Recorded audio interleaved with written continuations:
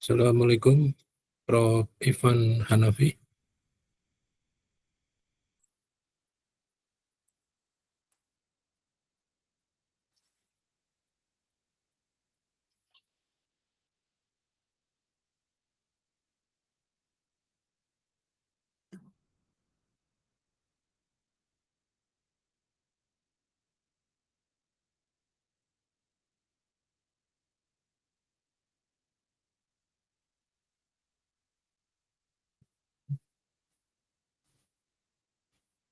Assalamualaikum, Prof.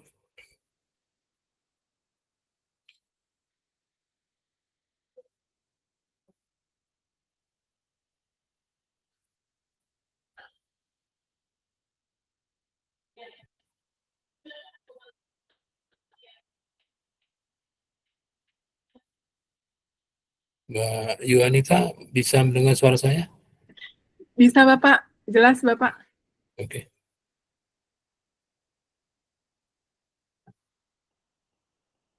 Prof. Ivan, apakah sudah bergabung soundnya?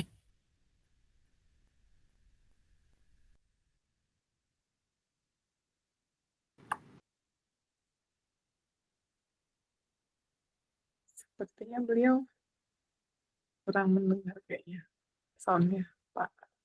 Bentar.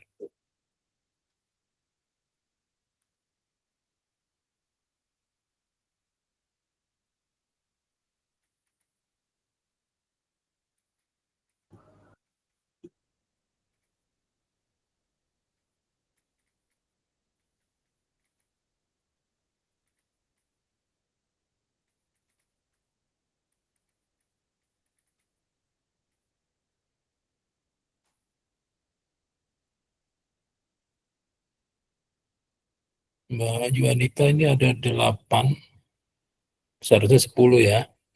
8 dengan Prof. Ivan dan saya berarti 10, ini kurang 1 ya. Iya, masih ada satu lagi Pak. Sebentar.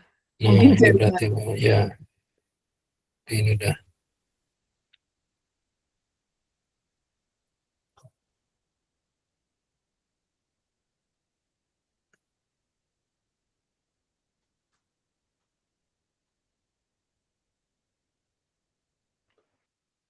Ini siapa yang belum hadir, Mbak? Halo. Ya, Prof. Ivan, silakan. Assalamualaikum Pak Wisnu dan para mahasiswa sekalian. Suara saya bisa didengar dengan baik?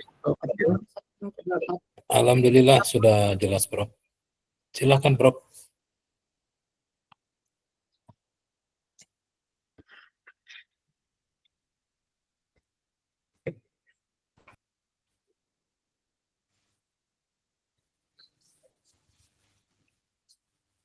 Silakan, Prof. Ya, sudah bisa. Ini sudah jelas, Prof. Sudah jelas. Baik,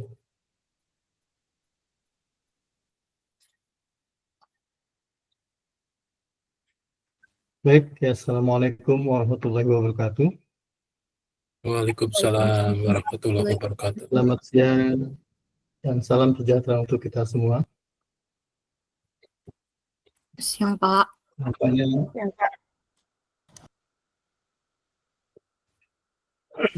pertama syukur alhamdulillah pada siang hari ini kita diberikan kesempatan untuk bertemu yang pertama kali sebagai awal perkuliahan kita di S2 Pendidikan Teknologi dan Kejuruan. Terima kasih Pak Wisnu yang sudah menyiapkan segala sesuatunya. Ini saya baru bergabung pada mata kuliah ini, pada semester ini, ya, bersama dengan Pak Wisnu ya, Pak Wisnu yang tentunya akan menjadi host nanti di dalam rangka untuk bisa mengatur dalam perkuliahan kita ini. Para mahasiswa sekalian, perkuliahan kita ini ada diikuti 8 mahasiswa namun begitu barangkali untuk bisa kita lihat apakah semua mahasiswa sudah hadir. Ada Ibu atau Mbak Iwanita Sabrina Hadir Bapak. hadir ya. Kemudian ada Muhammad Usman Amrul Hamzah Hadir Pak, hadir. hadir ya. Tadi kontak saya juga. Kemudian Ya, Pak. ada Mbak Yuni Mulyana.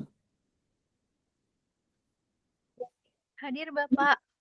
Yuni Mulyana sudah bergabung. Oh sudah, oke. Hadir Pak. Kemudian Mbak Diah Ayu Ken Sasmi Putri. Hadir Pak. Oh hadir ya, sudah. Pak Lia Fadila. Tadi sempat itu Pak masuk tapi kayaknya jaringan mungkin keluar lagi ini Pak.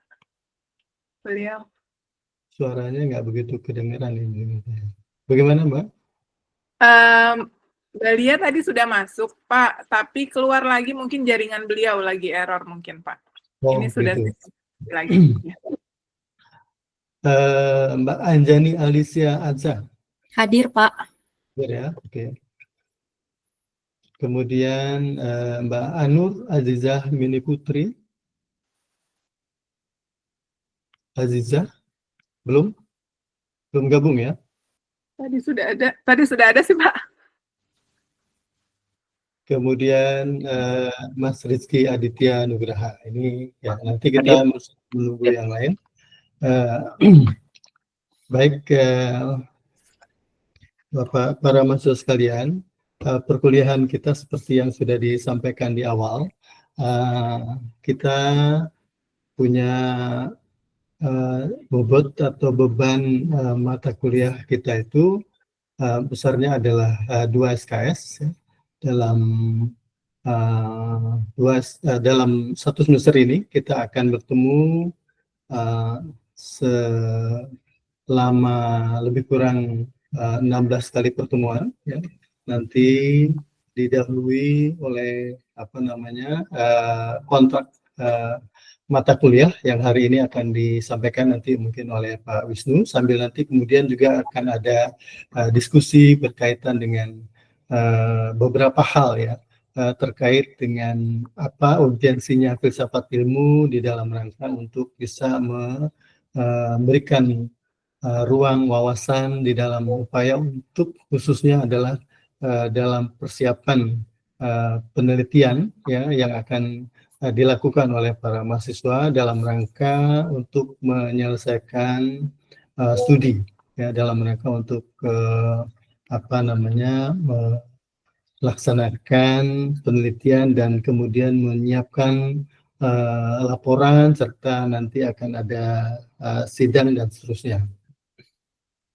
Nah, tentu saja beberapa hal yang perlu adalah bahwa nanti akan ada penugasan-penugasan yang kalau tidak salah RPS ini sudah bisa diakses oleh para mahasiswa sekalian terkait dengan penugasan. Ya.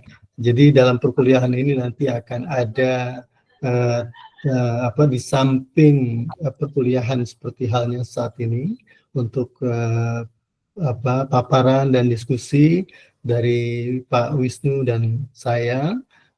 Lalu kemudian nanti akan ada tugas kepada mahasiswa untuk bisa menyusun satu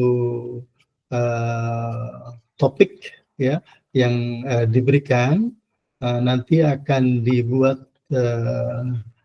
tulisan untuk nanti disampaikan di dalam kelas ya. Kemudian pada saat nanti di dalam kelas kita akan diskusi seperti halnya seminar gitu ya, bentuk seminar yang kita dikemas dalam pembelajaran kasus atau problem based learning. Mengenai penilaian dan seterusnya mudah-mudahan sudah bisa diakses di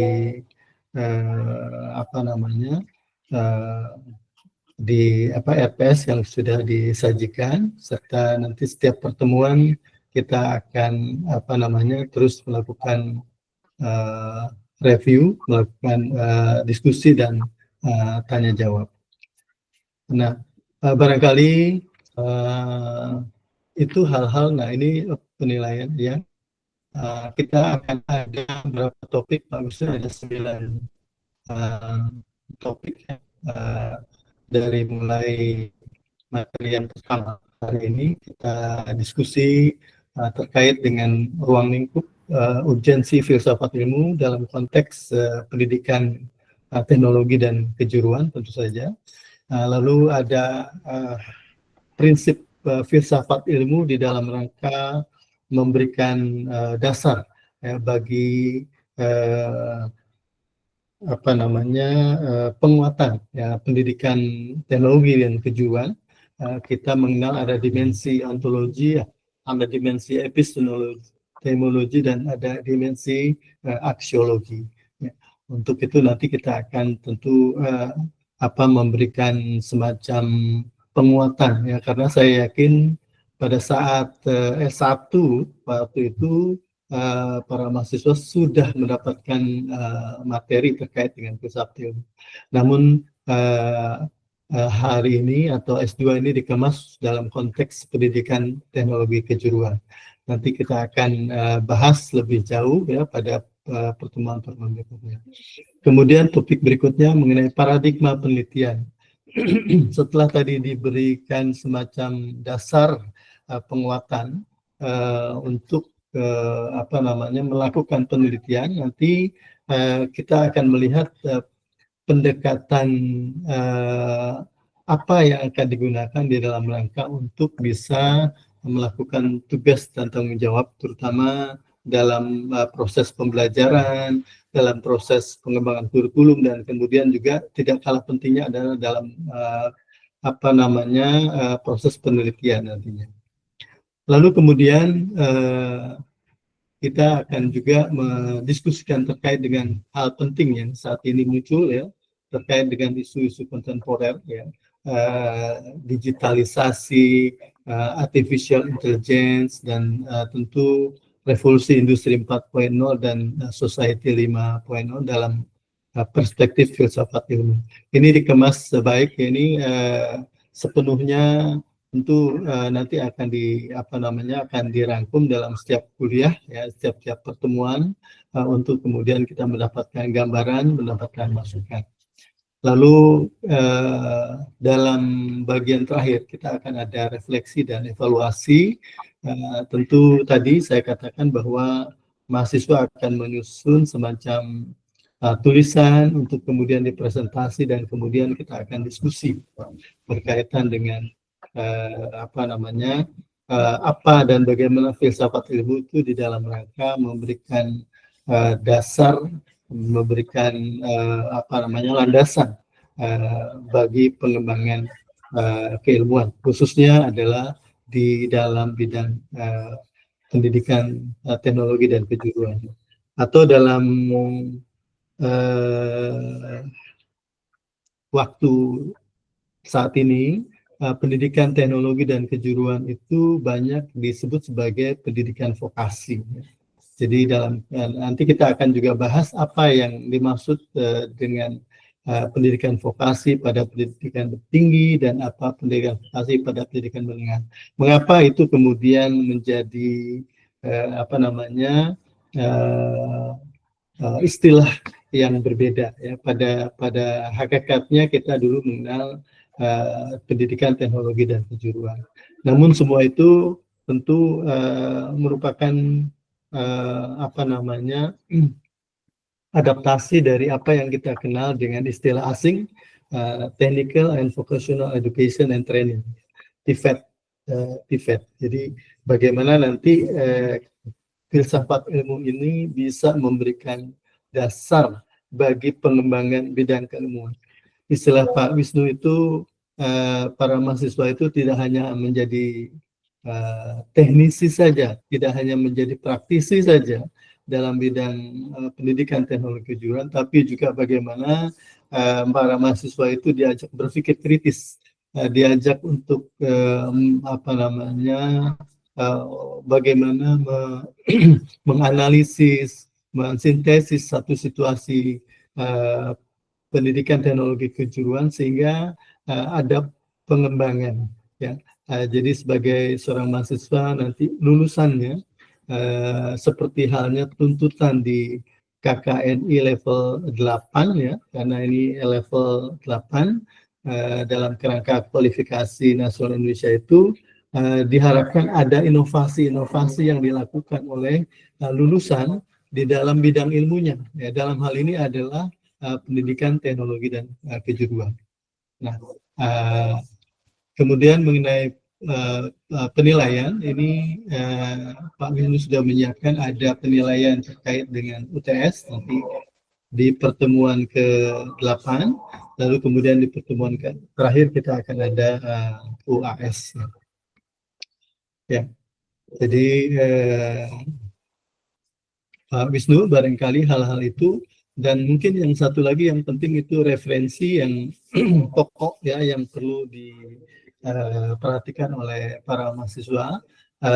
Kita tetap masih menggunakan buku Babon ya, itu berkaitan dengan filsafat ilmu itu yang disusun oleh almarhum Profesor Yuyun Surya Sumantri, karena itu merupakan buku yang menjadi apa ya istilahnya rujukan utama ya di dalam rangka untuk bisa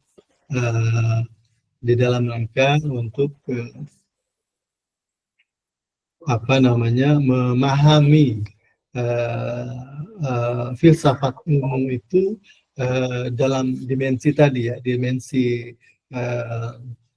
ontologi, dimensi epistemologi, dan dimensi aksiologi. Serta ada referensi-referensi pendukung. Ini kebetulan Prof. Basuki menyusun manajemen pendidikan teknologi dan kejuruan dan vokasi. Ya, lalu kemudian ada beberapa buku sumber lain. Ya. Lalu begitu juga tentu ada dari artikel-artikel yang nantinya mungkin bisa menjadikan rujukan. Saya kira dari pengantar itu kita lihat nanti para mahasiswa juga bisa mencermati RPS-nya ya, lalu kemudian kita akan melihat mana hal-hal yang dapat menjadi peluang di dalam mereka mengembangkan pendidikan teknologi kejuruan. Saya kira dari saya itu, nanti selanjutnya Pak Wisnu akan menyampaikan hal-hal yang bisa kita diskusikan ya, bahan-bahan yang kita bisa diskusikan dalam pertemuan pertama ini. Saya kira dari saya sementara itu Pak Wisnu, saya kembalikan ke Pak Wisnu. Terima kasih Prof. Ivan Hanafi. Jadi ini saya lanjutkan ke paparan ya Prof ya.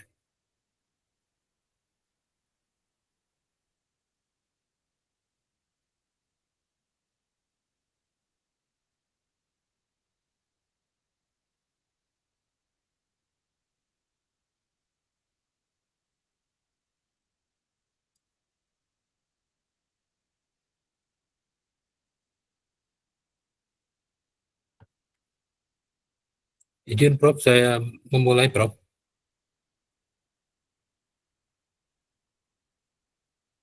Jadi teman-teman, tadi sudah disampaikan pengantar singkat dan padat ya. Nanti kita bisa sharing saja. Jadi hari ini mengacu ke RPS ya. RPS-nya apakah sudah bisa di-download sama teman-teman?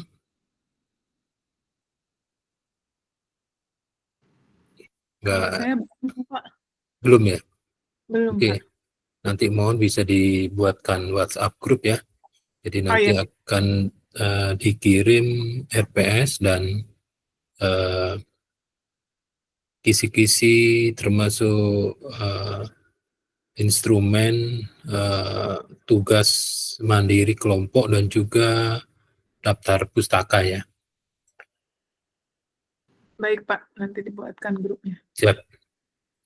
Jadi tujuan instruksional hari ini diharapkan teman-teman mahasiswa dapat menyepakati kontrak ya, mengacu ke RPS. Yang kedua, menguasai definisi filsafat ilmu.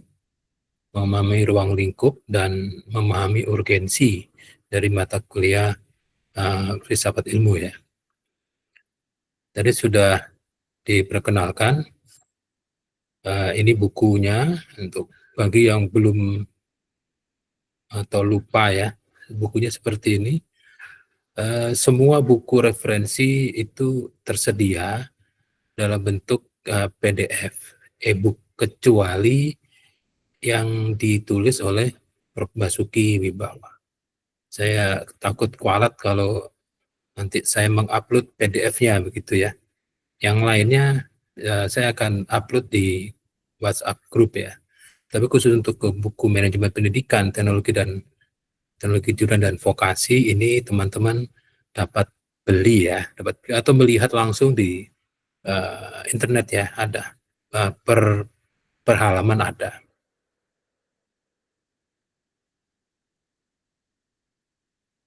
Di buku referensi yang lain, sini sumber pustakanya semua ada kecuali yang nomor 2. Untuk mengingat kembali waktu zaman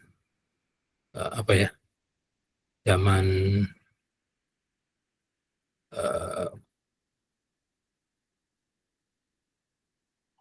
S1 ya, teman-teman sudah mengambil filsafat ilmu ya?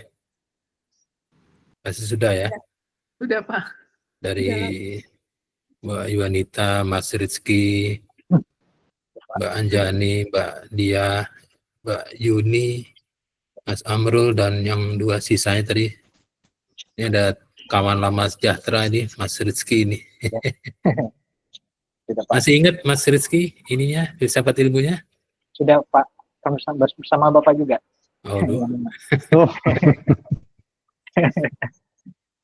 Jadi jenis manusia ini ada 4, minimal Anda di posisi kita ya, minimal kita di posisi 1 atau 2. Kalau kita posisi 3, tidak tahu kalau kita tahu, ya, jadi kita berubah ke tahu kalau kita itu tidak tahu.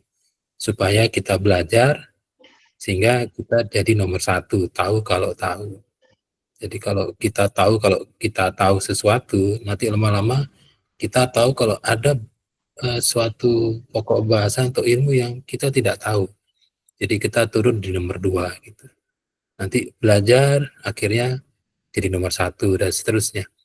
Jadi jangan sampai kita di nomor 3 atau nomor 4 atau yang nomor 5 ya, Sokteu ya. Sokteu nomor 5 Sokteu. Tapi kalau di sini saya kira teman-teman mahasiswa sudah paham posisinya ya. Oke, yang berikutnya deskripsi mata kuliah filsafat ilmu ada di RPS sebetulnya ya. Jadi ada 2 paragraf kalau di RPS itu yang sekarang masih belum bisa diakses ya. Jadi mata kuliah ini akan membahas dasar-dasar filsafat ilmu, yaitu ontologi ilmu, epistemologi ilmu, aksiologi ilmu, hubungan ilmu dengan pendidikan, teknologi, dan kejuruan, serta perkembangan paradigma ilmu pengetahuan. Ya, nanti akan ada secara implisit ada tujuan mata kuliah di deskripsi itu. Jadi teman-teman diharapkan mampu menganalisis dan mengkaji ya. Jadi ada 2 KKO ya, kata kerja operasional, menganalisis dan mengkaji persoalan keilmuan dalam konteks PTK serta mengembangkan ya. Nah, ini mengembangkan sikap efektifnya ya. Jadi pengetahuan keterampilan tadi dalam menganalisis dan mengkaji, nanti sikapnya adalah dapat mempunyai sikap kritis ya, berpikir reflektif dan etis dalam mengelola pengetahuan. Pengetahuan itu berbahaya karena ya di balik pengetahuan itu ada sisi pisau kan banyak sisinya begitu ya. Yang berikutnya kita menganalisis tujuan ya.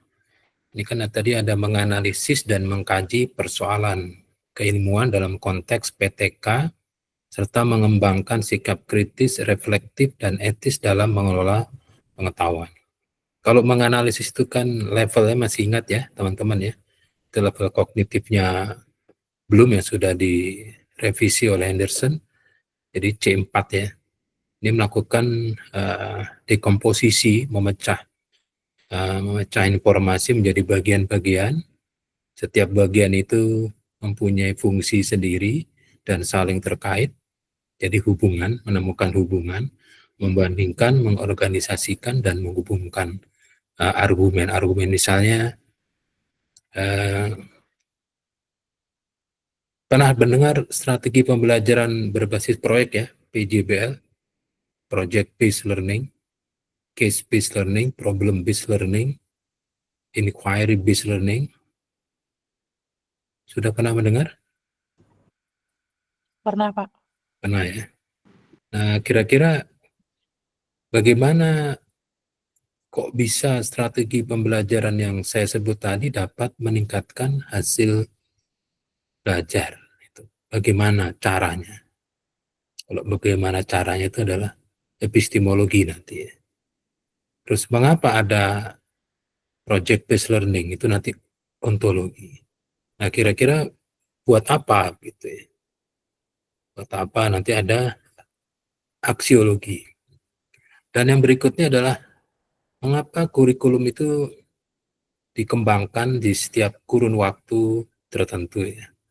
Ada yang pernah mengikuti revitalisasi kurikulum dari teman-teman di SMK atau mendengar di prodinya kita melakukan revitalisasi kurikulum. Itu bukan setiap tahun tapi setiap minimal 4 tahun ya. Mengapa 4 tahun? Nah, mengapa kurikulum itu dikembangkan? Nah, itu nanti kita menggunakan tingkat C4 tadi ya, menganalisis. Jadi nanti ada lagi konteks PTK itu ada positivism, konstruktivism, dan kritism dan lain-lain. Itu menganalisis. Nah, yang kedua adalah mengkaji. Ini dalam konteks akademik berarti menelaah atau mengkaji secara kritis ya. Jadi kalau mengkaji ini range-nya dari C5 minimal, evaluasi ya. Mengevaluasi, memberikan penilaian kritik, justifikasi terhadap suatu teori pendekatan atau argumen, dan maksimalnya mencapai C6 atau create, mengembangkan gagasan baru atau mensintesis suatu pendekatan. Jadi tujuan dari mata kuliah filsafat ilmu ya ada dari sisi macam-macam ya. Pertama dari sisi ontologi ya, sebetulnya hakikat keilmuan PTK itu apakah berdiri sendiri sebagai suatu disiplin ilmu atau turunan dari pendidikan dan kejuruan. Jadi frasa pendidikan, teknologi, dan kejuruan, kenapa enggak pendidikan dan teknologi kejuruan, atau itu satu frasa gitu ya. Apakah keterampilan vokasional dapat dianggap ilmu atau lebih dominan sebagai tacit knowledge ya.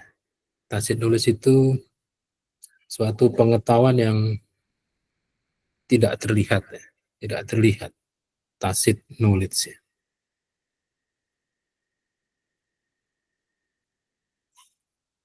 Terus yang berikutnya adalah secara epistemologi atau cara memperoleh pengetahuan PTK. Misalnya nanti kalau Anda membuat penelitian dalam ruang lingkup PTK ini, apakah menggunakan paradigma positivistik atau kuantitatif atau kualitatif ya. Atau salah satu atau dua-duanya, mixed method. Atau bagaimana validitas pengetahuan dalam pendidikan vokasi yang hanya berbasis pada praktik atau kompetensi. Apa implikasi epistemologi penggunaan teaching factory atau project based dalam menghasilkan pengetahuan baru. Ini termasuk analisis dari tujuan mata kuliah filsafat ilmu. Yang berikutnya aksiologi, bagaimana etika pengembangan teknologi dalam pendidikan kejuruan dan seterusnya ya, apakah ada dilema ya antar orientasi ekonomi link and match dengan industri ya. Termasuk yang terakhir ini isu kontemporer dalam PTK, jadi kajian tentang optimasi atau AI dalam dunia kerja, apakah PTK perlu mengubah paradigma kompetensi. Pendidikan vokasi dalam konteks green technology dan sustainability, termasuk tantangan etis penggunaan teknologi digital dalam pembelajaran kejuruan ya. Nanti ada simulasi virtual reality, IoT dan seterusnya. Sehingga dari semua itu dapat didefinisikan ya, definisi filsafat itu sebagai suatu cabang filsafat yang fokus pada kajian mendasar, menganalisis ilmu pengetahuan, mencakup hakikat objek yang dikaji, ontologi, cara dan metode memperoleh kebenaran, epistemologi, nilai, tujuan, dan dampak etis dari penerapan ilmu di aksiologi, sehingga nanti melalui filsafat ilmu, seorang ilmuwan atau akademisi diajak untuk berpikir kritis, reflektif, dan sistematis dalam memahami posisi dan peran ilmu ya, sehingga mampu menempatkan kegiatan ilmiah tidak hanya sebagai aktivitas intelektual, tapi juga sebagai bentuk tanggung jawab sosial dan moral dalam kehidupan masyarakat. Ini definisi singkatnya aja.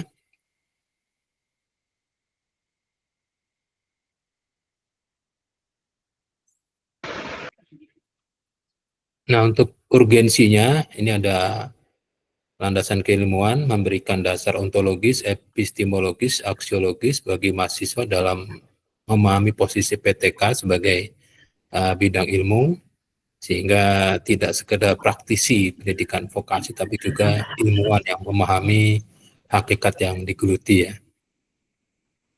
Ini penguatan akademik dan penelitian, nanti teman-teman dapat memilih paradigma penelitian tepat, membantu menyusun kerangka berpikir ilmiah dalam tesis maupun publikasi ilmiah. Ini manfaat atau fungsi dari filsafat ilmu ya. Nanti teman-teman dapat melatih keterampilan berpikir kritis, analitis, dan dapat mengevaluasi ya, menggunakan HOTS, high order thinking skill. Ini sikap, pembentukan sikap ilmiah dan etis. Jadi lulusan S2 PTK bukan hanya pengguna ilmu, tapi pengelola dan pengembang ilmu yang bertanggung jawab. Jadi kesimpulan untuk urgensi mata kuliah filsafat ilmu ini untuk mahasiswa E2 ini menjadi fondasi filosofis dan metodologis dalam memahami, mengembangkan, dan memanfaatkan ilmu pengetahuan secara kritis, reflektif, dan etis. Jadi jangan hanya menjadi praktisi, tapi juga dapat memberikan arah pada perkembangan PTK. Gitu. Saya kira begitu, teman-teman. Begitu, Prof. Ivan, monggo. Ya, terima kasih. Pak Wisnu sudah menyampaikan esensi terkait dengan filsafat ilmu yang menjadi landasan filosofis dan metodologis ya, terutama dalam rangka untuk nanti melakukan penelitian sehingga diharapkan menjadi satu bekal yang cukup ya untuk bisa mendorong para mahasiswa dalam upaya untuk menghasilkan penelitian yang tadi yang diharapkan bisa bermanfaat dan tentu ada hal yang sifatnya adalah pengembangan. Jadi tidak hanya mengaplikasikan, mengimplementasikan, tapi mengembangkan gitu ya. Nah, mungkin masih ingat ya di dalam buku Pak Yuyun itu dikatakan bahwa filsafat ilmu ini adalah seperti pasukan marinir yang membabat hutan, membuka lahan, menyiapkan eh, tentara infanteri ya untuk bisa maju berperang. Nah, ini dalam analogi ini kita bisa memahami bahwa sebagai sebuah kajian ya, filsafat ilmu itu dapat memberikan semacam landasan yang cukup untuk mengembangkan apa yang kita kenal dengan pendidikan teknologi dan kejuruan ya, atau pendidikan vokasi tadi. Ya, sehingga dengan begitu maka kita tidak hanya sekedar memahami bagian luar saja di dalam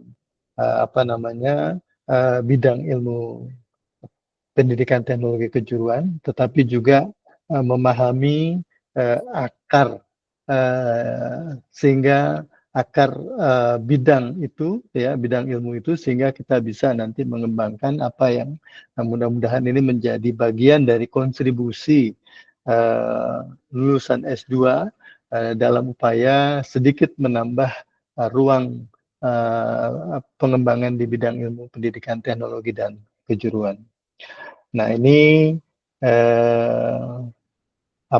sebagai pengantar diskusi pada pertemuan pertama ini. Mudah-mudahan ini bisa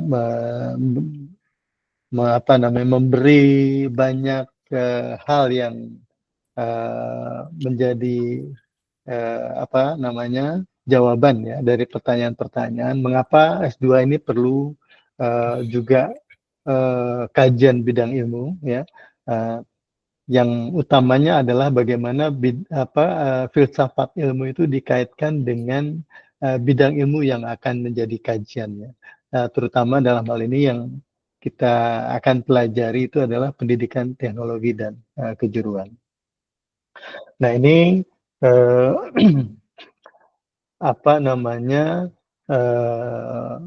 bahan awal ya untuk barangkali para mahasiswa bisa menyampaikan hal-hal yang menjadi ganjalan ya, untuk bisa kita diskusi dalam rangka untuk bisa menguatkan pada sesi pertama ini, menguatkan pemahaman-pemahaman kita ya terkait dengan filsafat ilmu yang menjadi landasan bagi pengembangan bidang pendidikan teknologi dan kejuruan. Silakan kalau masih ada pertanyaan yang ingin disampaikan.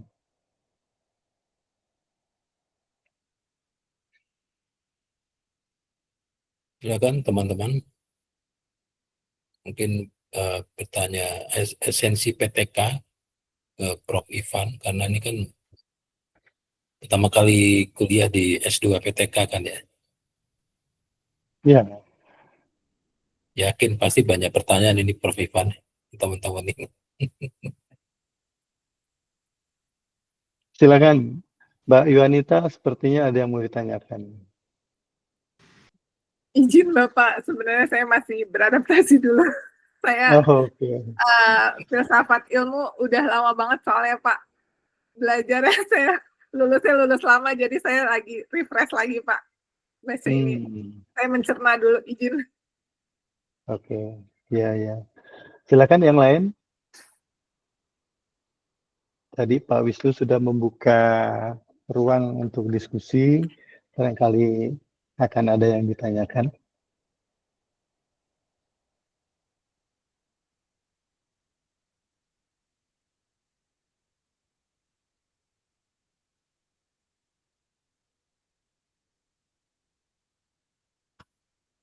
Ya, sambil menunggu pertanyaan ya.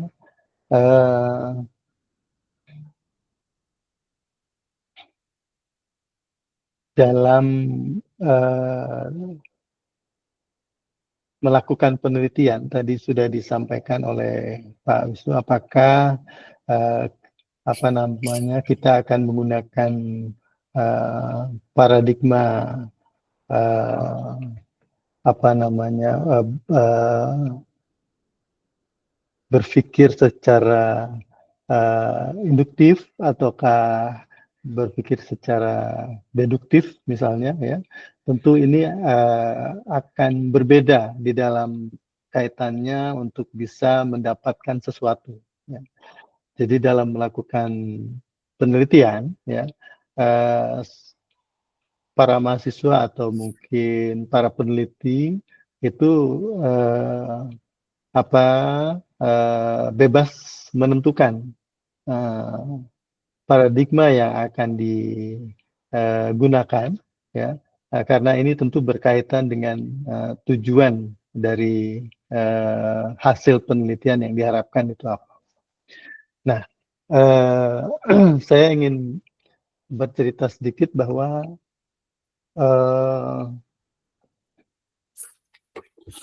kalau nanti para mahasiswa itu akan melakukan satu kajian, satu penelitian, tentu ini kan tidak lepas dari penelitian-penelitian sebelumnya, ya. Tentu untuk itu kan perlu melakukan semacam membaca, menguatkan ya literatur-literatur dari yang ada, penelitian-penelitian dari yang ada. Nah, nanti mungkin bisa diklasifikasi apakah ini termasuk melalui pendekatan induktif atau pendekatan deduktif misalnya. Lalu apa makna keduanya? Ya, kita mengenal ada penelitian kualitatif misalnya, ya kita mengenal ada penelitian yang kuantitatif, tapi kita juga mengenal ada mixed method di antara keduanya. Ini paradigmanya apa ini gitu ya? Lalu bagaimana cara melakukan dan seterusnya. Nah, filsafat ilmu nanti akan memberikan landasan untuk para mahasiswa itu memahami paradigma berpikir di dalam rangka untuk melakukan penelitian. Ya. Lalu kemudian apa sih sebetulnya dari hakikat yang akan diperoleh dari hasil penelitian itu? Kita mengenal ada kita ingin mencari kebenaran, ya. Kebenaran yang hakiki tentu saja milik yang di atas ya. Tapi kita ingin mengkaji berbagai hal ya. Bagaimana kita mencapai kebenaran itu menggunakan kaidah-kaidah yang sudah ditetapkan ya, dengan landasan filsafat yang kuat ya, yang kokoh sehingga nanti di dalam menentukan rancangan penelitian sampai menghasilkan sesuatu itu kita memperoleh hasil yang optimal ya, mencapai kebenaran yang diharapkan. Nah,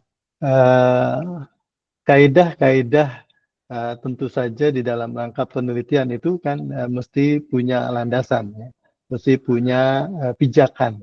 Pijakan-pijakan itulah yang tadi disampaikan oleh Pak Wisnu dalam dimensi epistemologi, bagaimana cara memperoleh apa yang kita akan capai. Ya. Jadi dalam konteks itulah kemudian kita mempelajari mengapa filsafat ilmu itu digunakan dalam melakukan satu kajian atau dalam satu penelitian. Para mahasiswa sekalian, kita tentu lihat ya sebagai satu mungkin bentuk yang konkret ya, bom atom ya, yang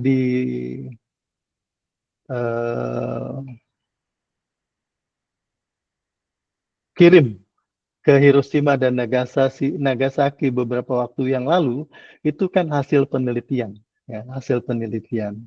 Nah, hasil penelitian yang dilakukan oleh para ilmuwan menghasilkan sesuatu ilmu yang makin lama makin canggih, termasuk diantaranya adalah tadi bom atom itu ya. Kemudian sekarang kegunaan dari apa namanya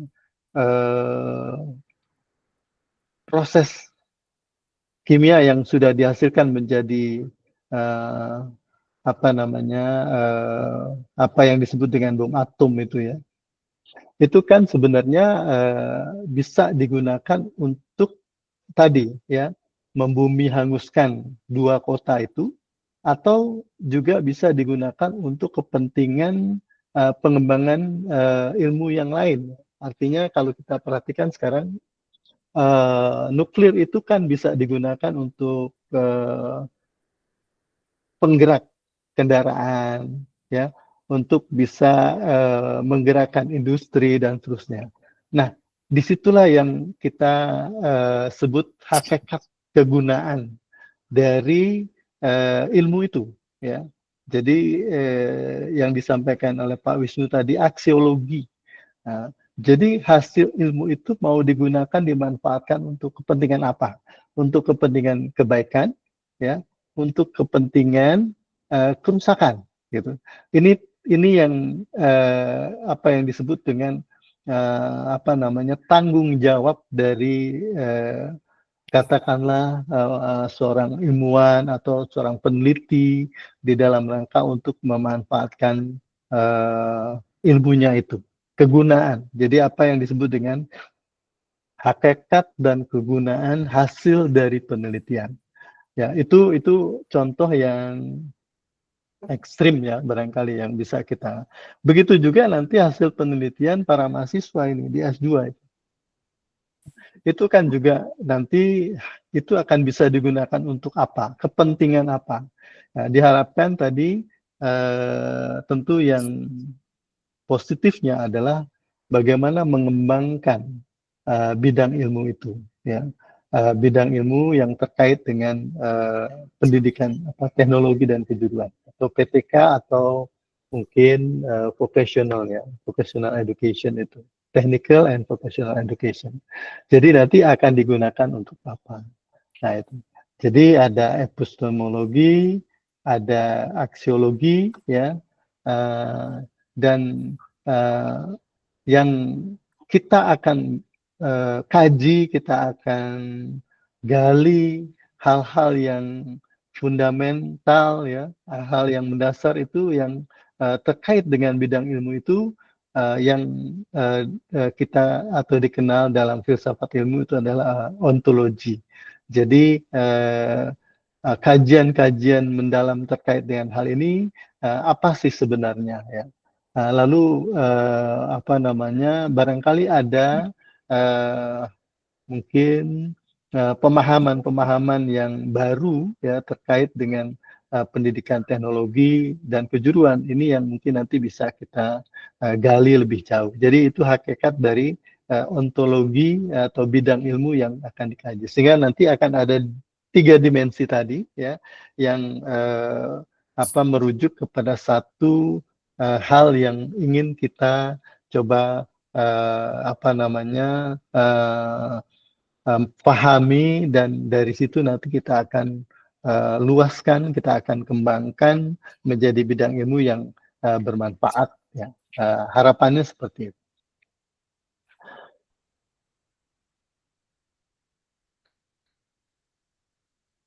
Silakan kalau ada pertanyaan. Tadi saya sambil menunggu yang bertanya ini atau kita berdiskusi ya. Saya berharap angkatan ini lebih aktif ya, artinya untuk bisa apa berdiskusi, menggali. Kita boleh beda pendapat tentu saja ya, Pak Wisnu kan artinya sebagai apa namanya orang yang banyak sudah ya memahami belajar ya, dari hal-hal yang ada di sekeliling kita ya. Nah, tentu kita dapatkan hal-hal yang mungkin berbeda ya, dan ini menjadi bagian penting untuk kita diskusikan ya, dan tidak boleh khawatir kalau ada perbedaan pendapat, karena belum tentu kami ya, Pak Wisnu dan saya itu di posisi yang benar gitu ya.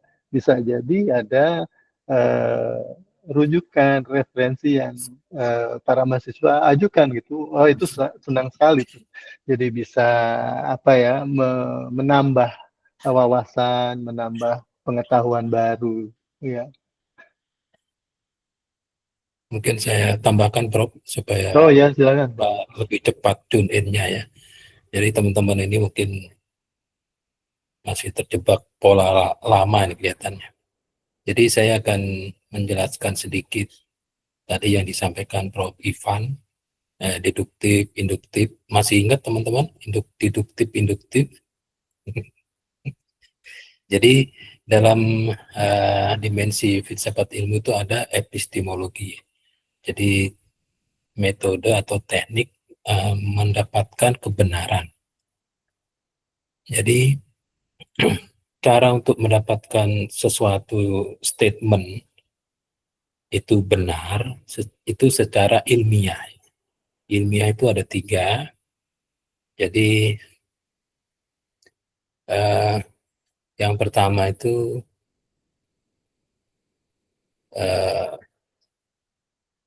diterima oleh akal, ya, diterima oleh akal manusia. Akal manusia ini akal manusia yang 1 KBI ya, 1 bidang ilmu. Yang kedua ada cara, ada teknik ya, dan itu teknik itu tidak bisa diubah-ubah dan dapat dilihat. Dan ketiga empiris, tekniknya itu kalau dilakukan oleh orang lain itu hasilnya sama, itu namanya ilmiah. Jadi membuat teh manis panas saja itu ilmiah, karena bagi sebagian besar orang itu bisa, karena tahu langkahnya, dan langkahnya itu sistematik. Langkah pertama, 2, 3 itu tergantung teori yang sudah diperoleh ya dari orang tuanya atau melihat. Dan yang ketiga itu kalau dilakukan oleh orang lain itu hasilnya sama, teh manis panas, itu ilmiah. Dan kalau dalam epistemologi itu ada kebenaran disebut benar jika secara deduktif itu benar dan dibuktikan sendiri oleh penelitinya secara induktif itu benar, maka itu sudah disebut kebenaran yang memenuhi metode ilmiah.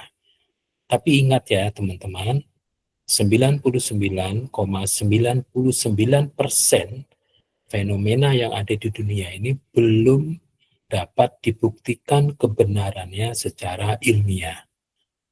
Gitu ya. Jadi bango itu warnanya, burung bango warnanya apa ya? Pernah lihat burung bango?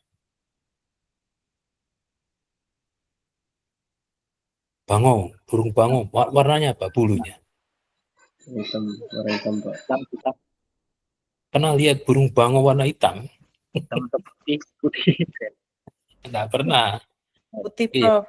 Putih ya. Putih. Ya, Prof. Jadi secara deduktif, ya, secara hukum Mendel, fisika, kimia, teori persilangan, itu menyatakan bahwa burung bango itu semua berwarna putih.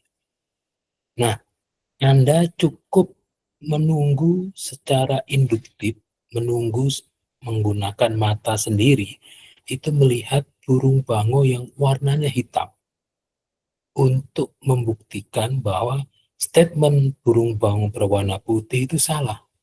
Gitu. Paham ya?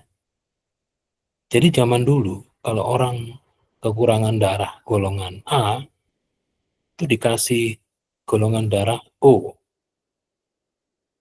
Jadi semua golongan darah selain O itu kalau dikasih O bisa. Nah, itu diulang-ulang sampai suatu saat ada peristiwa orang yang kekurangan darah AB dikasih O malah meninggal. Nah, sejak saat itu, ilmu pengetahuan bergeser. Kalau kurang darah A, ya dikasih A. Kalau kurang U, dikasih U. Itu berlaku sampai sekian tahun. Suatu saat, orang kekurangan darah A dikasih A kok mati. Ternyata A itu ada resus positif dan ada resus negatif. Sehingga sekarang kalau ada orang kekurangan darah A positif, ya dikasih A positif. Nah, sialnya yang punya golongan darah AB resus positif. Itu di dunia ini orangnya hanya sekian persen. Sehingga kalau Anda punya golongan darah AB resus positif, Anda punya gelang. Gelang itu, kalau menemukan gelang ini, Anda berhubungan dengan Palang Merah Indonesia. Artinya apa? Kalau Anda nanti melakukan penelitian, ya, ternyata penelitian itu melihat apakah ada pengaruh strategi pembelajaran problem-based learning terhadap peningkatan hasil belajar peserta didik di SMK Negeri 4 misalnya. Secara teori, secara deduktif, teori-teori dan hasil-hasil penelitian, Anda pasti pernah ya, bab 2 itu kajian teori dan diakhiri dengan dibuktikan dengan hasil penelitian yang relevan. Itu Anda harus mencari teori dan hasil penelitian yang relevan yang menyatakan bahwa problem-based learning itu semua meningkatkan hasil belajar peserta didik. Nah, begitu Anda coba sendiri secara induktif bab 3 dan bab 4, bab 5, kesimpulannya ternyata problem-based learning itu tidak menaikkan hasil belajar, malah menurunkan. Nah, disitulah Anda menemukan ya suatu fakta bahwa problem-based learning, hati-hati loh. Ini penelitian dilakukan oleh mahasiswa S2 PTK, dilakukan di SMK Negeri 4, sudah divalidasi ya, langkah problem base-nya benar, terus instrumen mengukur hasil belajarnya juga sudah divalidasi, sudah dikalibrasi. Ternyata kesimpulannya problem based learning itu malah menurunkan hasil belajar. Nah, ini Anda sudah mematahkan teori secara induktif bahwa problem based learning yang dilakukan Anda di SMK Negeri 4 itu tidak berhasil menaikkan hasil belajar. Ini kalau Anda naikkan, itu bisa tembus surga 1, Scopus 1 atau Scopus 2. Tapi apakah yang terjadi? Begitu Anda lihat hasil belajarnya malah turun, ini saya duga beberapa peneliti itu mulai meragukan penelitiannya sendiri. Mulai merubah data-datanya sehingga hasil penelitiannya itu menguatkan teori bahwa problem based learning yang didukung oleh hasil-hasil penelitian yang relevan ini meningkatkan hasil belajar. Nah, sebetulnya temuan Anda itu sudah break the rule. Secara induktif, problem based learning jangan dipakai gitu. Pakailah project based learning. Itu yang oleh Prof. Ivan tadi, kami berharap Anda itu jangan sebagai praktisi, tapi sebagai pengembang juga gitu. Jadi berani menyuarakan seperti yang tadi. Begitu menemukan gagak warna putih, itu sudah ada teori yang dipatahkan.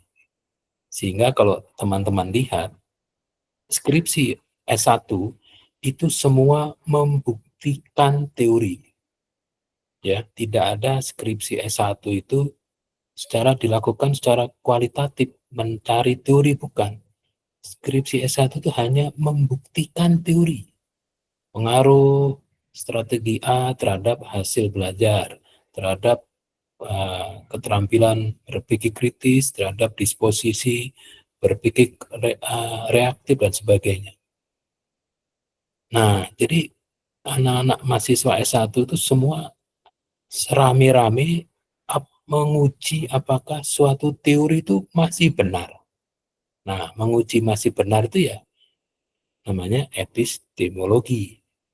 Jadi yang Anda lakukan setiap hari berangkat dari rumah menuju UNJ itu sebetulnya Anda tuh menguji apakah lintasan jalan yang Anda gunakan itu masih benar sampai ke UNJ. Begitu di depan ditutup, ada panser.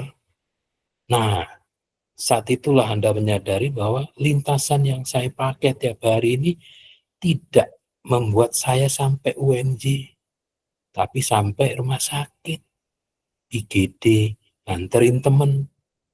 Sehingga Anda suatu saat akan mencari alternatif. Gitu ya. Nah, untuk mahasiswa S2 itu bukan menerapkan teori, bukan membuktikan teori, tapi mengimplementasikan teori. Kalau S3 harus menemukan teori.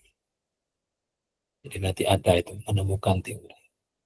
Jadi memang kalau di buku pedoman penulisan tesis itu, ya S2 hanya mengimplementasikan, tapi ada yang lebih tinggi lagi juga tidak ada masalah. Jadi kebenaran, proses atau metode mendapatkan kebenaran, dari mulai ontologi, epistemologi sampai dampak dari ilmu pengetahuan aksiologi ini akan nanti dibahas sampai UTS ya. Dibahas secara dalam di UTS. Nah, sekarang ini pemanasannya. Monggo Prof, dari saya cukup Prof. Ya, saya kira banyak hal tadi ya, analogi-analogi yang disampaikan ya oleh Pak Wisnu ya, ini memberikan semacam dorongan ya atau semangat ya pada para mahasiswa. Jadi artinya tentu tidak teori apa bukan kuliah-kuliah yang diikuti ini ya itu memberikan semacam pembekalan ya untuk bisa kemudian menggali lebih jauh ya terkait dengan apa yang dipelajari.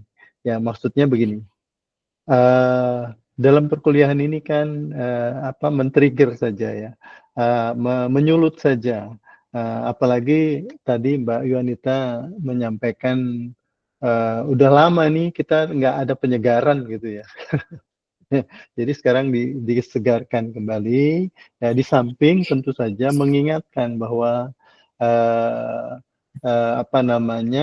level pada jenjang S2 ini akan lebih dalam lagi di dalam mereka untuk menggali banyak hal gitu. Sehingga dengan begitu maka harapannya, ini harapannya dalam kuliah di S2 ini tentu tidak sambilan gitu ya, sehingga perlu ada kehususan.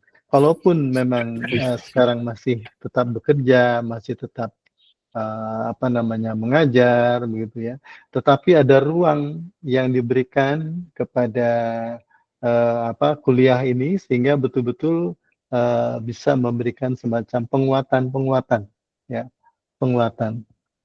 Kan katanya waktu kita belajar di S1 itu belajar itu adalah perubahan ya.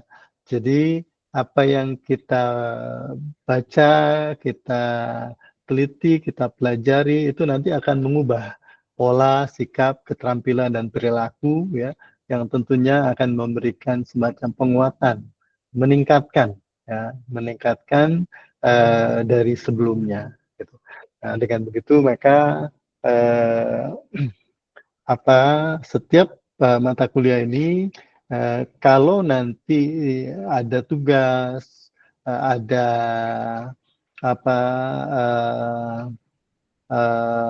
PR yang harus dikerjakan berupa mencari rujukan, mencari referensi, menggali informasi dan sebagainya, itu jangan dijadikan beban.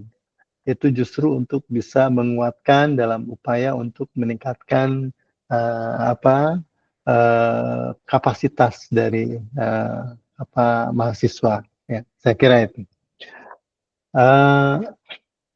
Silakan. Kita menunggu kalau memang ada hal lain, ya silakan. Silakan teman-teman. Apapun itu, kami siap. Izin Prof bertanya atau Pak Wisnu dari saya. Silakan, Mas Rizky. Ini kan tadi terkait dengan filsafat ilmu ya Prof ya. Apakah kalau misalkan ini kan mungkin nanti tentang tugas akhir kita tesis itu, apakah kalau hal-hal yang berbau mitos itu atau kata orang atau seperti itu, apakah itu bisa dikaji juga Prof? Pak Wisnu? Mungkin terkait dengan nanti apakah ada teorinya atau seperti apa? Apakah itu seperti hal-hal yang seperti itu atau memang hanya hal yang ada di teoritis saja yang bisa kita kaji? Itu Prof. Pak Wisnu, terima kasih. Ya. Nanti Pak Wisnu menambahkan ini. Saya ingin merespon ini ya. Ini pertanyaan yang bagus ini. Mas Rizky dan para mahasiswa yang lain, apa yang membedakan kita dengan orang-orang yang di luar kampus ya, di luar kampus. Jadi kalau kita ingin melakukan semacam kajian ya, tentu kita harus merujuk kepada data dan referensi ya. Nah, jadi seperti yang disampaikan oleh Mas Rizky bahwa ada kata orang begini, kata orang begitu gitu ya. Itu kita akan mencari datanya, kita akan mencari buktinya gitu ya, mencari referensinya. Sehingga itulah yang menguatkan seorang mahasiswa dalam rangka untuk berargumentasi, dalam rangka untuk memberikan semacam ide gagasan tapi ada dasar gitu ya.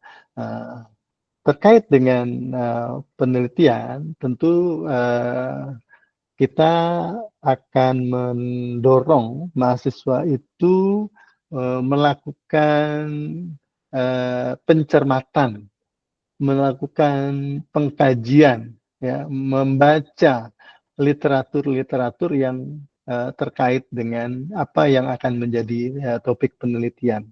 Sehingga dari situ kita akan memperoleh banyak data, kita akan memperoleh banyak referensi, ya, dan itu yang kita sebut dengan data yang sudah valid, tentu yang hasil olahan karena sudah dipublikasikan. Nah, jadi kita tidak lagi menggunakan data yang tidak ada pendukungnya atau data tanpa ada dasar. Itu yang pertama, Mas Rizky, ya, terkait dengan apa yang mau kita kaji. Yang kedua adalah di dalam aturan ini ada aturan. Saya nggak tahu aturan ini masih berlaku atau mungkin masih ditingkatkan lagi nih. Jadi untuk mahasiswa S2 dalam menyelesaikan skripsi tesis ya, itu setidaknya ada dukungan referensi itu dari 30 sumber-sumber yang relevan, yang terkini, ya, relevan dan terkini, ya, sehingga dengan begitu kita bisa menjadikan penelitian kita itu punya posisi, ya, punya posisi atau orang menyebutnya positioning penelitian kita itu nanti ada di posisi mana, ya. Tadi dicontohkan oleh Pak Wisnu misalnya project based learning itu menghasilkan penguatan ya di dalam hasil belajar ya, artinya pemahamannya, kompetensinya, keterampilannya itu ya. Nah, kita akan mencoba mencari referensi terkait dengan project based learning itu di bidang apa saja, dan kemudian kita akan melihat, mengkaji bagian-bagian mana yang belum disoroti atau diteliti di dalam konteks project based learning itu dalam pembelajaran di sekolah kejuruan misalnya gitu ya. Sehingga dengan begitu maka penelitian kita itu sudah sudah masuk kategori bahwa ini memang penelitian yang relatif baru ya, kedudukan ya di dalam mencari posisi permasalahannya itu. Ya, dengan begitu kita akan terhindar dari misalnya ada duplikasi penelitian atau mungkin sudah pernah dilakukan sebelumnya. Ya, kita akan punya topik yang kuat ya terkait dengan yang kita akan usulkan. Jadi sekali lagi data referensi itu mesti fix ya. Artinya bentuknya, apakah itu nanti artikel kah atau bentuknya buku, karena ada teori-teori yang mendasari terkait dengan tujuan penelitian kita itu. Nah, itu diwajibkan ya. Jadi tidak kemudian merujuk kepada pendapat-pendapat yang tidak jelas rujukannya. Nah, ada aturan-aturannya. Contoh, misalnya nanti kita akan mencari referensi itu di internet gitu ya. Nah, itu ada istilahnya itu ketentuan yang ya, jadi misalnya dari pendapat di blog gitu ya, itu tidak dibolehkan di dalam di refer atau dirujuk gitu ya. Tapi kita merujuk kepada lembaga-lembaga yang memang sudah officially gitu ya, resmi ya, lembaga-lembaga resmi, lalu kemudian referensi dari artikel juga, artikel-artikel yang terbit di penerbit yang punya kategori kategori apakah dia terindeks atau dia kategori Q atau kategori Sinta. Ini kan Mas Rizky ini tiap hari bekerja di bagian itu ya. Jadi artinya hal-hal seperti itulah yang perlu kita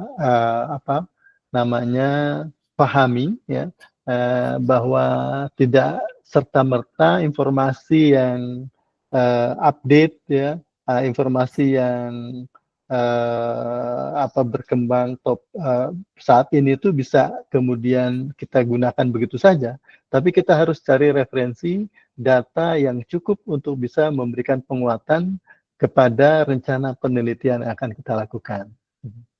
Jadi ada waktu itu ada ketentuan ya, misalnya 30 tadi ya referensi utama di dalam tesis itu, kalau minimal tuh ya, minimal kalau di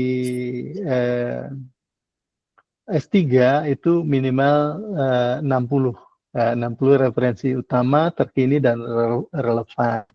Nah, saya nggak tahu apakah ada perkembangan terakhir ini ya, tapi setidaknya jumlah itu sudah cukup mewakili ya, untuk bisa mengatakan bahwa topik yang akan diajukan di dalam penelitian ini kuat ya secara akademik ya, bisa dijadikan dasar di dalam rangka menyusun usulan penelitian. Saya kira itu dari saya. Mungkin dari Pak Wisnu ada tambahan, silakan Pak. Terima kasih Prof. Jadi untuk penelitian yang sifatnya kuantitatif ya,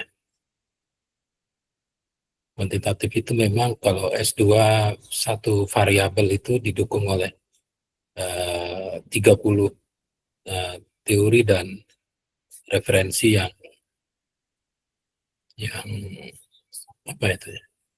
sesuai ya.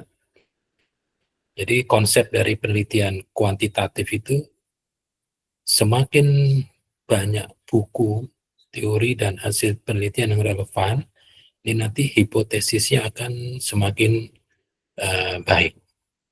Beda dengan penelitian kualitatif.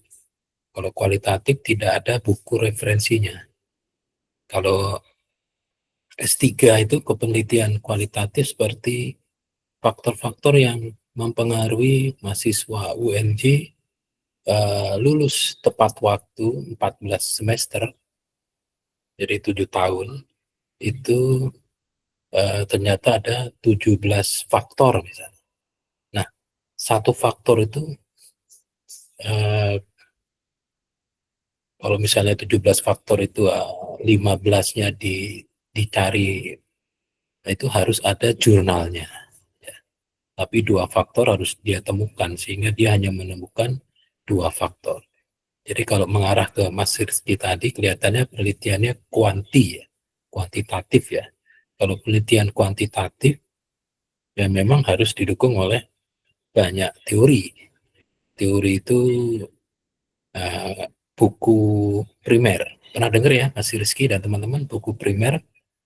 Buku primer itu buku yang ditulis oleh penulisnya, misalnya Gardner, misalnya Anderson, buku yang tidak ada daftar pustakanya minimal seperti itu. Tapi kalau buku sekunder itu biasanya di akhir bab atau di akhir buku itu banyak daftar pustakanya, yaitu buku sekunder. Jadi sebetulnya buku itu tidak lebih hebat dibanding skripsi, karena skripsi kan diuji ya. Tapi kalau bikin buku itu tidak diuji. Buku itu diuji oleh jumlah edisinya. Kalau edisinya cuma 1, ya berarti ya hanya untuk dirinya sendiri. Tapi kalau teman-teman baca Filsafat Ilmunya Pak Yuyun, itu bukunya sudah edisi kesekian ya. Sudah sekian ratus lah edisinya. Satu edisi kalau 3.000 eksemplar, kalau 100 edisi sudah berapa? Artinya teori yang ada ditulis di buku itu sudah terbukti gitu ya. Jadi untuk melihat penelitian, topik-topik penelitian, teman-teman jangan mencari judul ya, tapi mencari topik. Yang benar itu mencari topik. Setelah itu mendapatkan rumusan masalah.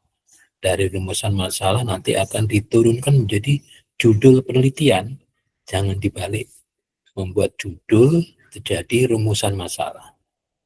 Sebab kalau membuat judul itu seperti naik bis nomor 57. Kalau musim chaos seperti ini, itu jangan lihat nomor kendaraan, nomor bisnya, tapi dengerin suara keneknya. Nomor 57, tapi dia kecilitan, ya naik aja. Ya seperti judul. Judulnya tetap, tapi rumusan masalahnya diubah. Itu tujuan penelitiannya berubah. Jadi Mas Rizky nanti kalau mau mencari topik penelitian tesis itu sebaiknya melihat, dan teman-teman ya melihat ke 17 isu di SDGs ya. SDGs sudah pernah lihat ya.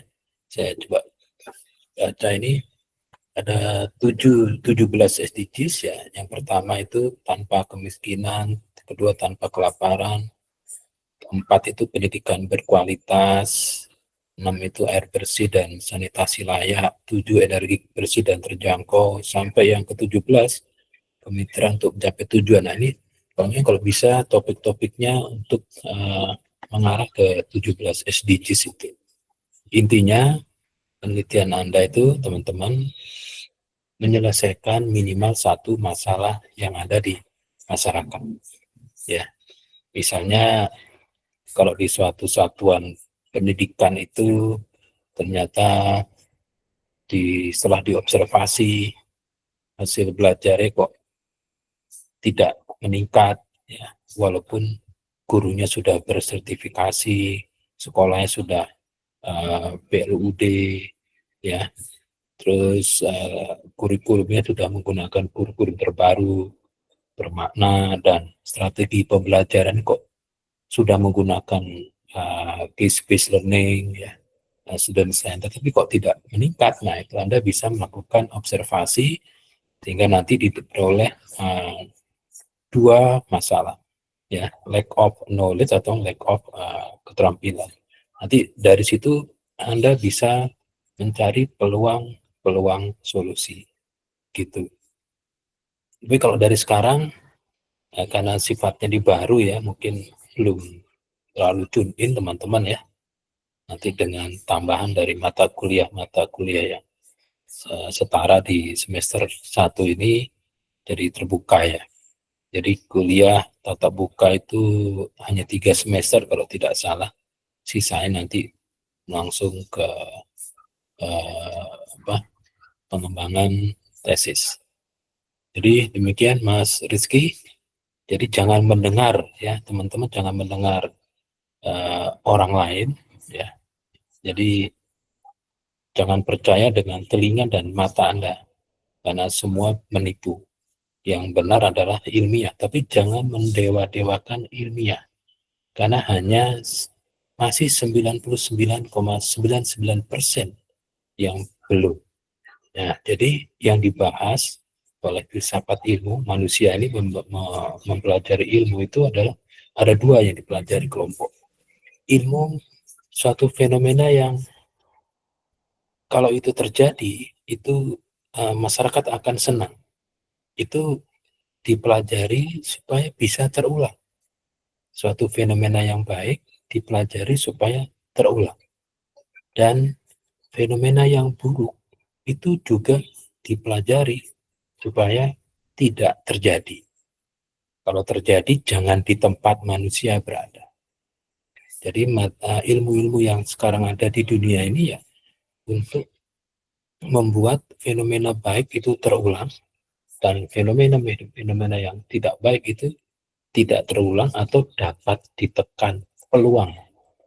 Jadi sekali lagi kalau menyampaikan suatu pendapat itu kalau bisa mengacu ke data ilmiah ya. Minimal Anda diawali dengan kata teori saya. Kalau teori itu kan nanti bisa dibuktikan ya. Hipotesis adalah kalimat yang menjawab rumusan masalah, tapi masih perlu dibuktikan kebenaran. Jadi paling tidak Anda bisa bicara teori bisa dibuktikan sebabnya, karena teori yang sekarang sudah pasti terbukti itu menjadi hukum. Teori ekonomi, masih ingat ya, kalau ada stok barang berkurang, peningkatan permintaan bertambah, maka harga akan naik, dan sebaliknya. Dan itu kalau benar di semua komoditi, teori ekonomi naik pangkat menjadi hukum ekonomi. Nah, kalau sudah ada hukum Ohm, ya, hukum Ohm itu kebenarannya sudah benar di semua bidang. Itu dipakai menjadi referensi. Jadi pakailah referensi yang depannya hukum. Kalau masih teori, itu teman-teman S1 masih membuktikan terus. Gitu ya. Jadi strategi pembelajaran itu masih teori. Dibuktikan terus. Masih dibuktikan terus.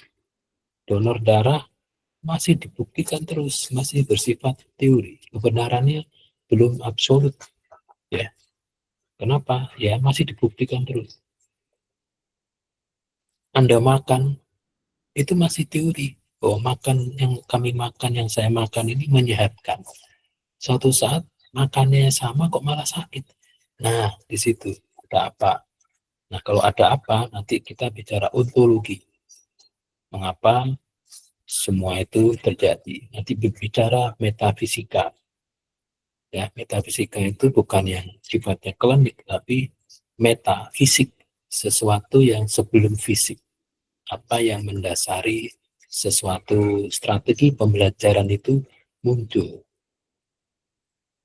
Jadi kalau ontologi itu, jadi project based learning itu dibuat gara-gara ada ujung-ujungnya ada manusia.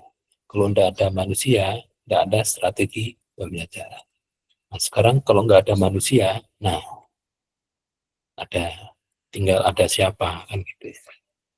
Nah, jadi kalau ujung-ujungnya itu ke Tuhan, itu nanti bidang ilmunya agama. Tapi kalau masih bersifat manusia, masih logika, nah ilmu-ilmu yang sekarang Anda pelajari itu logika semua, ya, masih berlogika semua. Jadi teman-teman, selain Mas Rizky yang masih mencari-cari bentuk kira-kira skrip tesisnya apa, dan nanti mata kuliah kita ini Prof, ini seperti apa begitu ya, itu nanti setelah WhatsApp grup dibuat, nanti saya akan upload materi-materi yang akan menjadi topik pokok bahasan minggu depan, sehingga kami, saya dengan Prof Ivan itu hanya sebagai fasilitator saja. Jadi yang aktif tetap teman-teman gitu ya. Karena kalau seperti S1 kan, ya kalau seperti ini kan juga tidak baik ya Prof ya. Kita seperti mendominasi gitu. Monggo yang lain dapat menambahkan pertanyaan untuk memperkaya diskusi kita hari ini. Silakan. Ini ibu-ibu ini banyak. Ya.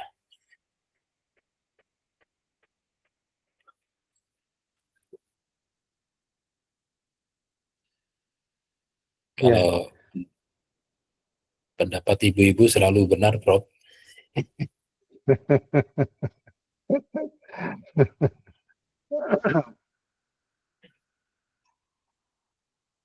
Ya, tadi Pak Wisnu di akhir penjelasannya menyampaikan bahwa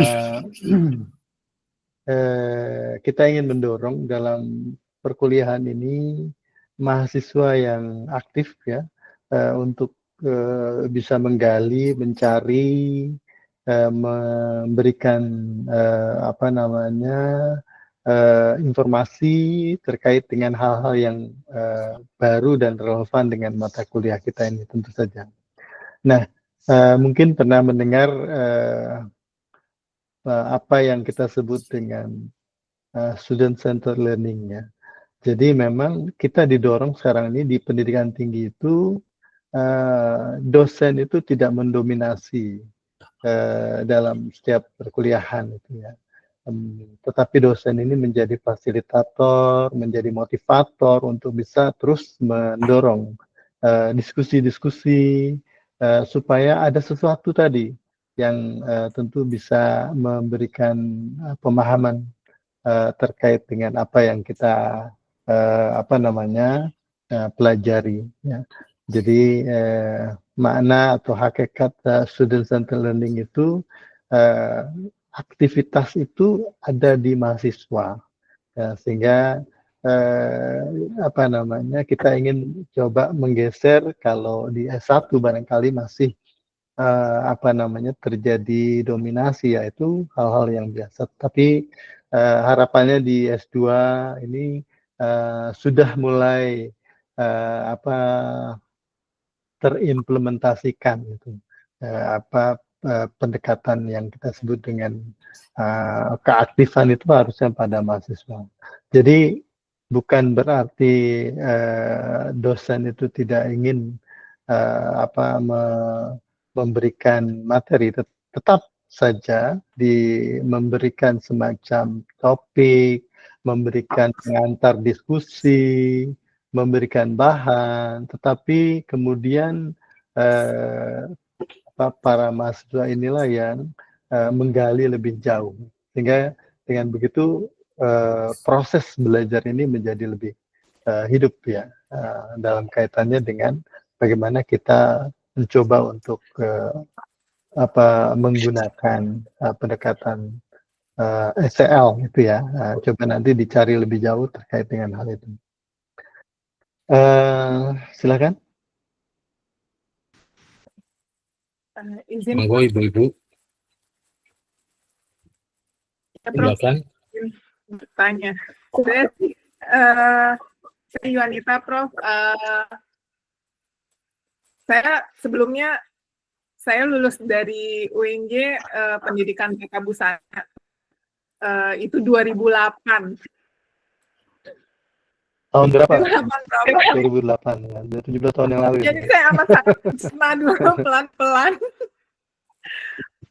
Iya. Tapi begini Prof, sebelum masuk atau sebelum saya daftar atau sebelum pengumuman lulus Prof, saya tuh sudah, karena saat itu ada wawancara dengan Kaprodi ditanyakan tentang penelitian.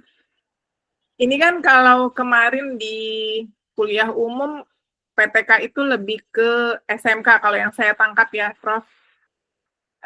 Maksudnya penelitiannya mungkin ke SMK seperti itu. Nah, sedangkan saya ini praktisi sekarang Prof. Saya mengajar di Polimedia sebagai dosen praktisi di desain mode dan di lembaga keterampilan sosial seperti itu. Nah, saya yang mau saya angkat sebenarnya di lembaga keterampilan sosial saya ini, Prof. Saya mengajar sama di Tata Busana. Nah, sekiranya kalau untuk penelitian atau untuk tesis ini, apakah saya bisa melakukan di lembaga saya ini ya, Prof? Atau memang harus di SMK, Prof? Begitu. Oh ya.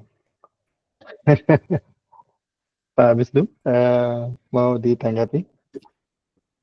Siap, Prof. Jadi Mbak Yuanita ini hitam dan putih, Prof. Tentunya. Ya. Kalau kata kuncinya itu kalau di profil beliau hitam dan putih. Jadi memang kalau mayoritas itu penelitian-penelitian yang dilakukan oleh teman-teman alumni itu di SMK ya, teman-teman ya. Ada juga yang meneliti tentang mengevaluasi kebijakan. Itu semua topik-topik penelitian yang eligible itu ada di buku pedoman penulisan tesis. Ya, ada di websitenya FTUNY gitu ya. Ada 7 penelitian, ada penelitian kuantitatif, komparatif, kualitatif, evaluasi program, dan lain-lain. Tapi sekarang pertanyaannya apakah dapat dilakukan di luar satuan pendidikan ya, di Polimedia atau di apa ya, institusi negeri atau institusi swasta yang bukan di bidang pendidikan ya. Dan sebenarnya kalau topiknya adalah intinya menyelesaikan minimal satu masalah di masyarakat ya. Nah, jadi pertama kali yang harus dilakukan teman-teman adalah observasi ya.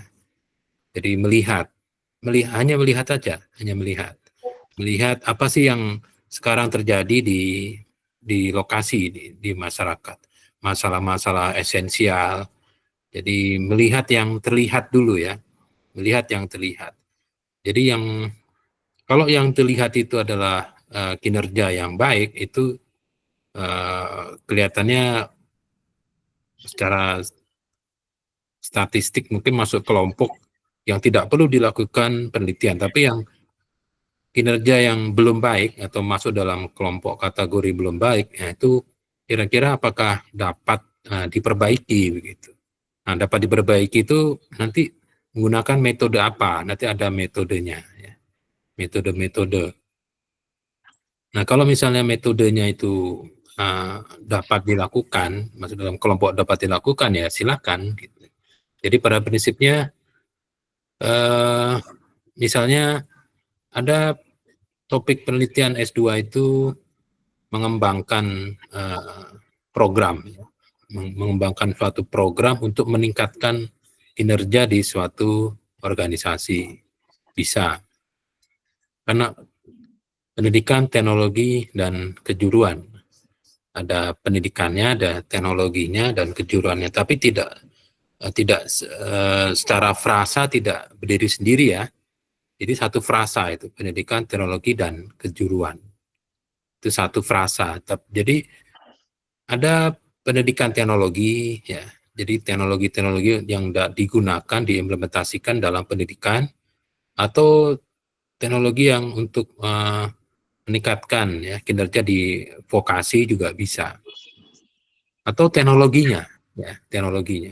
Tapi tentu saja supaya ada kepantasan topik, nanti akan ada ujian semacam seminar usulan itu ya. apakah ini pantas ya, kepantasan untuk diteliti gitu ya. Itu tentunya yang mulia Korprodi yang akan menyimpulkan begitu ya. Nah, dari sekarang kalau Anda mau cepat ya, gerak cepat, sat itu coba melihat bidang ilmu dari dosen-dosen yang ada di PTK. Dan bertanya coba apakah beliau, Ibu, Bapak, Prof mempunyai topik-topik penelitian yang dapat saya teruskan, atau mungkin saya masih punya keleluasaan waktu sehingga saya bisa melakukan penelitian di awal. Gitu. Itu akan lebih cepat ya, lebih cepat. Sehingga nanti kalau teman-teman punya proposal, itu yang menentukan pembimbing itu bukan yang mulia Korprodi. Gitu. Jadi Anda membuat proposal itu sudah ditandatangani oleh calon pembimbing. Sehingga nanti yang mulia Korprodi akan menulis sisanya. Gitu. Sebab kalau nanti dilepas pembimbing satunya siapa, itu mungkin akan ada pergeseran ya. Pergeseran tertentu yang tidak mempercepat ya. Itu. Dan kalau memang sifatnya itu urgen, nanti juga ada dimungkinkan pembimbing ketiga dari organisasinya. Gitu. Pembimbing ketiga. Mungkin Prof, mungkin ada pencerahan dari Prof Ivan. Oh ya, saya menambahkan Pak Wisnu tadi. Dalam kuliah umum kemarin disampaikan oleh Pak Yusro, ya, Dr. Yusro, yang kebetulan beliau itu pernah menduduki posisi di pendidikan menengah kejuruan atau direktur SMK ya disebutnya itu, sehingga nuansa paparan dan bahan yang disampaikan itu orientasinya adalah pada SMK. Jadi Bu Yuanita perlu diketahui juga oleh para mahasiswa lain, kalau nanti kita mempelajari lebih jauh terkait dengan apa yang tadi disampaikan Pak Wisnu itu PTK, Pendidikan Teknologi dan Kejuruan, itu skupnya luas. Ya. Jadi kalau dari sisi jenjang, ya, kita bisa lakukan, kita bisa telaah pada jenjang pendidikan menengah seperti halnya SMK, ya. Nah, kita juga bisa menelaah pada jenjang pendidikan tinggi, ya. Itu ada di Politeknik, ya, ada di Polimedia termasuk di dalamnya, ya.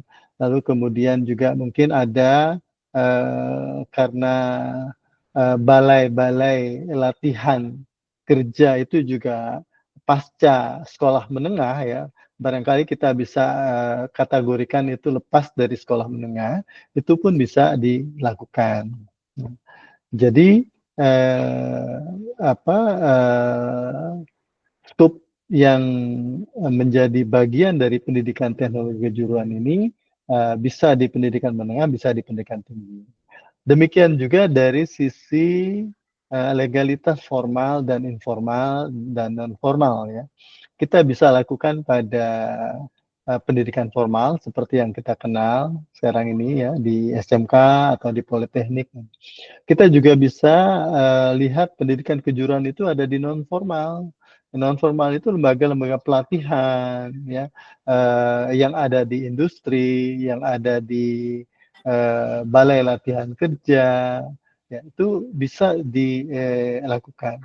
Demikian juga kalau kurun waktu yang digunakan oleh lembaga-lembaga pelatihan itu ada yang pelatihan 1 hari, 2 hari, seminggu sampai dengan bulanan, 6 bulan misalnya. Atau ada yang in on begitu ya, sehingga itu juga menjadi bagian dari pendidikan teknologi dan kejuruan. Makanya sekarang ini kan kita mengenal ada pendidikan vokasi dan pelatihan vokasi. Ya, itu satu hal yang mungkin perlu kita pahami, sehingga nanti kalau Ibu Yuanita tadi mengatakan boleh nggak kita melakukan kajian di institusi polimedia atau politeknik yang lain misalnya, itu sangat terbuka sepanjang tentu ada tadi ya masalah yang perlu diatasi ya. Pak Wisnu sudah mengatakan minimal kita mengatasi satu persoalan yang urgent di tengah masyarakat, khususnya di lembaga pendidikan yang nantinya akan mempunyai alternatif solusi-solusi. Nah, itulah yang diharapkan. Jadi hasil penelitian yang diperoleh oleh mahasiswa S2 khususnya, itu nanti akan mendapatkan alternatif-alternatif solusi yang seperti apa yang mungkin bisa langsung diimplementasikan, bisa menjadi bahan kebijakan, bisa menjadi bahan kajian berikutnya. Tetapi itu menjadi hal penting nanti meningkatkan kualitas dari lembaga yang mungkin nanti akan menjadi sasaran penelitian. Ya, jadi Bu Yuanita dan para mahasiswa lain, kita tidak kemudian tersekat dulu ya untuk mengambil objeknya ya, tapi kita tadi yang kita perlukan adalah apa topik yang akan dikaji, itu penting ya. Tadi saya sudah mengatakan topik ini hendaknya punya posisi ya, punya posisi atau positioning istilah Pak Intan ya, itu positioning penelitian kita itu mesti ada kedudukannya. Kita akan melakukan apa ya. Nanti ini kan akan diuji di proposal ya. Mudah-mudahan ini sudah duduk ya, dalam arti bahwa ini memang persoalan yang ada di masyarakat, yang ada di lembaga pendidikan, yang perlu dikaji ya, yang perlu dicari alternatif solusi dari hasil penelitian kita. Jadi pertama itu ya, baru kemudian nanti di mana problemnya itu ada, lokasinya, tempatnya dan seterusnya, itu baru kemudian pada sasaran atau pada objek yang akan menjadi penelitian kita, gitu ya. Jadi ini penting untuk di awal-awal ini dipahami oleh para mahasiswa sehingga leluasa di dalam mencari topik yang memang nantinya akan menjadi penelitian.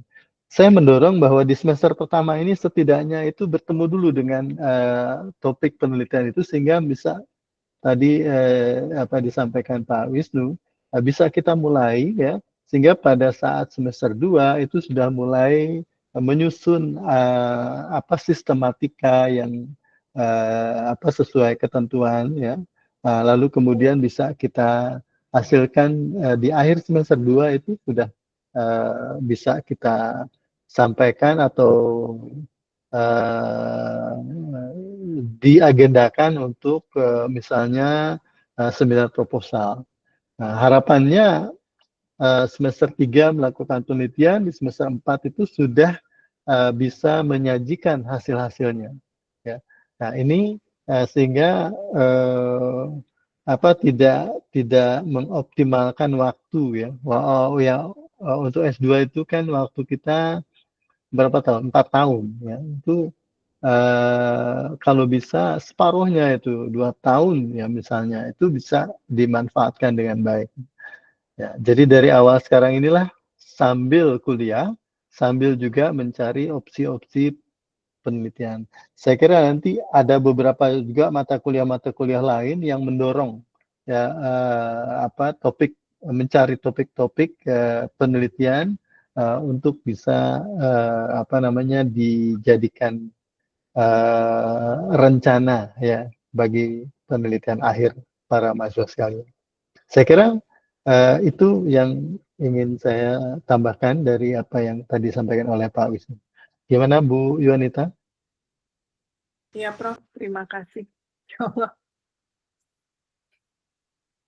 Iya. Pak Wisnu, ini waktu kita kelihatannya sudah hampir apa namanya habis ya. Barangkali ada hal yang perlu ya disampaikan di pertemuan pertama kita ini. Silakan Pak Wisnu. Terima kasih Prof. Ivan, teman-teman. Jangan lupa untuk bergabung nanti di WhatsApp grup yang akan dibuat Mbak Yuanita ya. Dan nanti saya akan kasih PDF dari buku-buku, termasuk juga link YouTube untuk tatap muka hari ini bisa dilihat di YouTube sebentar malam, dan juga pokok-pokok bahasan yang dapat dibaca sebelum tatap muka kedua, insya Allah minggu depan. Sehingga minggu depan kita hanya diskusi saja begitu, diawali presentasi yang sifatnya hanya secara singkat begitu ya. Demikian Prof. Monggo Prof. Baik Pak Wisnu, terima kasih. Sekali lagi para mahasiswa sekalian, kita berharap aktivitas kita ini atau perkuliahan kita ini nanti diisi dengan banyak diskusi ya. Bertanya bukan berarti nanti bertanya kami yang harus menjawab, tapi bisa juga nanti dijawab oleh teman yang lain gitu ya, dari pemahaman pengetahuan yang diperoleh sebelumnya gitu. Jadi dengan begitu kuliah kita itu tidak one way, tidak satu arah ya, tetapi lebih kepada bagaimana partisipasi aktif dari para mahasiswa sekalian. Demikian para mahasiswa sekalian, terima kasih atas perhatiannya dalam pertemuan pertama ini. Mudah-mudahan dapat mendorong semangat belajar ya, sehingga waktu kuliah menjadi lebih cepat. Terima kasih. Saya Pak Wisnu sekali lagi menyampaikan terima kasih dan mohon maaf kalau ada hal yang kurang berkenan. Saya akhiri tentu dengan melafazkan syukur kepada Yang Maha Kuasa. Alhamdulillahirrahmanirrahim. Wassalamualaikum warahmatullahi wabarakatuh. Selamat sore semuanya, salam sehat. Pak Wisnu, terima kasih Pak. Ya, sama-sama Prof. Izin. Terima kasih. Ya, tutup. Oke. Terima kasih Pak. Nah. Terima kasih Pak dan Prof.